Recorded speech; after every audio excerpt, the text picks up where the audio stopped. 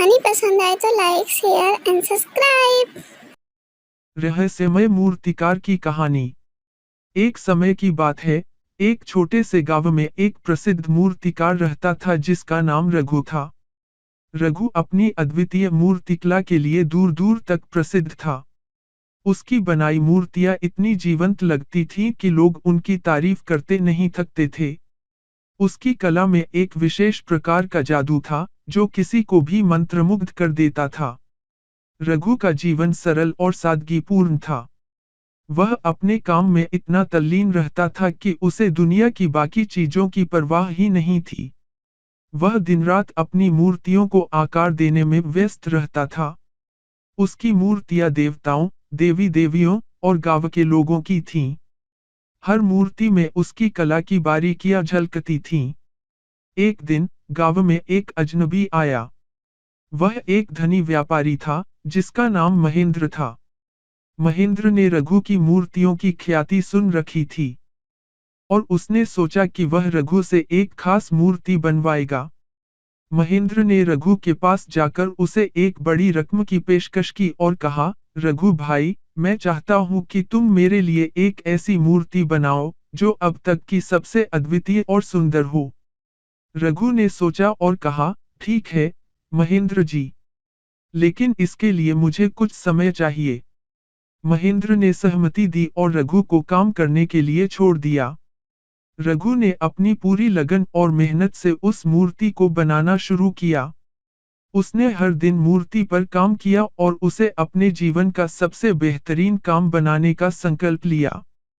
कुछ महीनों बाद जब मूर्ति तैयार हुई, तो रघु ने उसे एक कपड़े से ढक कर रखा। उसने महेंद्र को बुलाया और मूर्ति दिखाने के लिए तैयार हो गया। जब महेंद्र ने कपड़ा हटाया, तो उसने देखा कि मूर्ति अद्वितीय और सुंदर थी। महेंद्र ने कभी ऐसी मूर्ति नहीं देखी थी। उसने तुरंत रघु को उसका मेहनताना दिया और मूर्ति लेकर अपने घर चला गया। महेंद्र ने उस मूर्ति को अपने घर के मुख्य कमरे में रख दिया। लेकिन रात होते ही अजीब घटनाएं होने लगीं।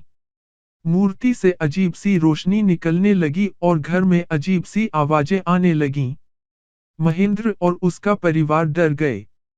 उन्होंने सोचा कि यह मूर्ति शायद शापित है। अगले दिन महेंद्र ने रघु को बुलाया और उससे पूछा, रघु भाई, यह मूर्ति इतनी अद्वितीय और सुंदर कैसे हो सकती है? इसमें कुछ रहस्य तो नहीं है? रघु ने मुस्कुराते हुए कहा, महेंद्र जी, हर मूर्ति में मेरी आत्मा का एक हिस्सा होता है। मैं अपनी मूर्तियों में जीवन डालने की कोशिश करता हूँ। यह मूर्ति विशेष है, क्योंकि इसमें मैंने अपनी पूरी आत्मा को डाला है।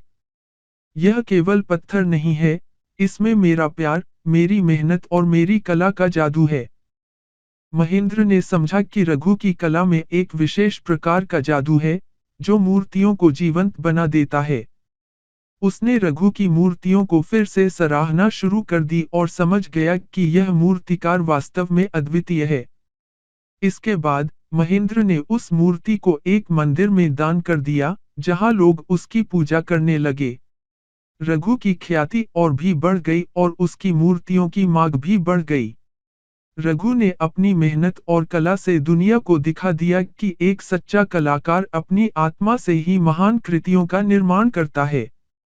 इस प्रकार रहस्यमय मूर्तिकार रघु की कहानी हमें यह सिखाती है कि सच्ची कला और मेहनत में एक विशेष प्रकार का जादू होता है, जो साधारण चीजों को भी असाधारण बना सकता है।